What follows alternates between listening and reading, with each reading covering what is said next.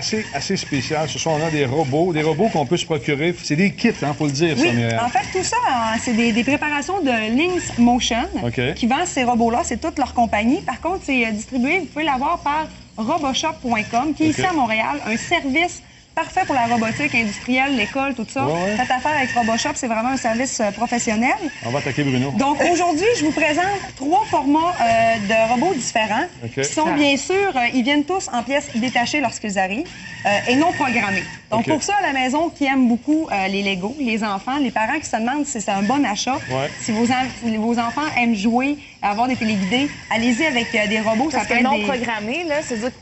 Mais il ne faut pas avoir peur, Stéphanie, par exemple, parce que c'est une programmation qui est dite facile. C'est fait avec le système qui s'appelle BotBoardDuino, qui est un logiciel éducatif également. Donc, c'est facile à utiliser.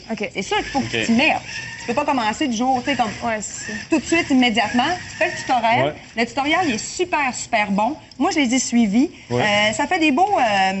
Des belles activités parents-enfants lorsque vous commencez. Parlons au prix. Ça, c'est pas donné, par exemple. C'est le fun de parler de Lego, mais c'est des Lego pour des gens qui ont des moyens, par exemple. Oui, mais c'est des cadeaux qui sont toujours personnalisables. Où je vais en venir, c'est que vous commencez, mettons, avec mon Biped Brack, ici, qui est dans le fond des jambes qui sont articulées. C'est le kit de départ. Dans le fond, c'est l'ensemble de départ. Ça, c'est environ 200-250 $ pour commencer. C'est une paire de jambes, là. C'est une paire de jambes. Par contre, par la suite, c'est sûr, c'est intéressant, on peut tout le temps les augmenter. Donc, rajouter des bras, rajouter un corps, rajouter une tête. Fait que ça peut devenir super intéressant pour un cadeau en interne. Il n'y a pas de tête, là. Non, là, il n'y a pas de tête. Ça pourrait être assez haut. Il pourrait être très haut. Généralement, là, pour le bipède, là, tu pourrais rajouter là, le corps plus une tête. Ça se baisse aussi. Ça peut. Par la suite, ce qui est intéressant avec le bipède, c'est que c'est vraiment pour commencer. Moi, je le dis, c'est pour une introduction. Donc, vous commencez avec le bipède. Programmation facile, pas trop de temps d'assemblage non plus. Donc, ça peut être intéressant pour les enfants. Attention, pas l'écraser, là. C'est fait solide, là? Moi, j'ai C'est fait super solide. C'est des corps qui sont faits complètement en polymère ou encore en métal. C'est vraiment très bon pour ça. Super résistant. Fait que le bipède, c'est vraiment pour commencer, pour pouvoir faire une introduction à la programmation. Celui-là, ici, encore une fois, on peut le programmer avec la pince. Je vais m'arrêter le mien, là. Couché. Bon. Là, on va parler du Tree Track. Le Tree Track, on va y aller rapidement parce que celui-ci, c'est un tout-terrain. Ce qui est intéressant avec celui-là, c'est qu'il vient généralement juste avec la base. Donc, les 2 chenilles, simplement. Moi, je l'ai monté. Fait que ça, c'est vraiment un ensemble qui a été personnalisé. On a rajouté un bras. Mais vous pourriez, par exemple, rajouter 2 bras, rajouter un corps ou encore l'augmenter à un niveau plus élevé. On dit qu'il y a une pince avec l'articulation qui pourrait tenir jusqu'à 5 livres. Moi, je crois que j'ai fait une mauvaise programmation parce que je l'ai mis un peu avec ma pince. On pourrait peut-être tenir un 5 piastres, là, mais ça serait limite. C'est tout terrain, comme je vous disais. Fait que si vous lui mettez une caméra, mettons comme une GoPro, par exemple, ça peut être intéressant pour aller dans des endroits également qui sont plus difficiles. Tu peux-tu leur programmer un semblant d'intelligence artificielle ou des réflexes qu'ils pourraient avoir eux autres mêmes ou c'est seulement par la manette? Ça va être toujours par manette, mais ils sont aussi téléguidables ou ajustables par une interface d'ordinateur. Donc, tu peux toujours faire comme un presque intelligence artificielle grâce à tes ordinateurs. L'araignée coûte un peu plus cher, mais tu peux faire plus de stock avec elle aussi. L'araignée, l'Hexapod, qui est le Trade-off PX, l'Hexapod, celui-là, c'est vraiment... selon moi, une catégorie un peu plus élevée. C'est pour les un petit peu plus professionnels. D'ailleurs, les hexapodes comme celui-ci sont utilisés pour les compétitions de guerre de robots. Là, il recule, j'ai comme perdu le contrôle.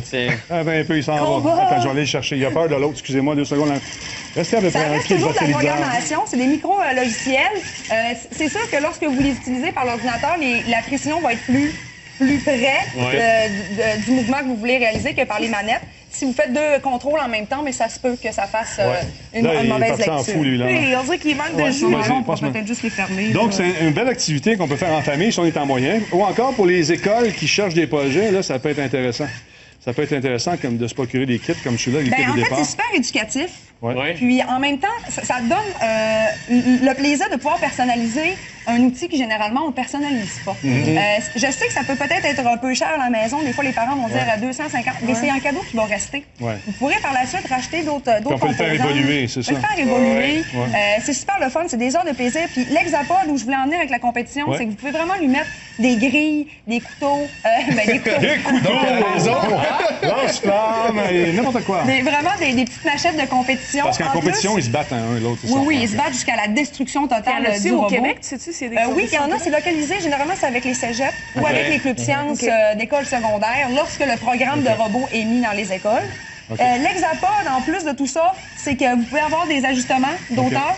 Vous pouvez donc rentrer en dessous de galerie, par exemple, avec une caméra. Encore là, ça peut être intéressant. Filmer et aller un peu partout. Tu as mis des piles rapidement selon les modèles, ça dépend? Oui, en fait, généralement, c'est toujours avec des batteries 6 volts ou 12 volts. Okay. Les manettes, c'est des batteries 3A, 4 et ça décharge très vite. Les manettes, moi, en une semaine de jeu, j'ai passé pour 2 manettes presque 6 paquets de batteries. Si on veut plus de détails là-dessus, on s'informe où?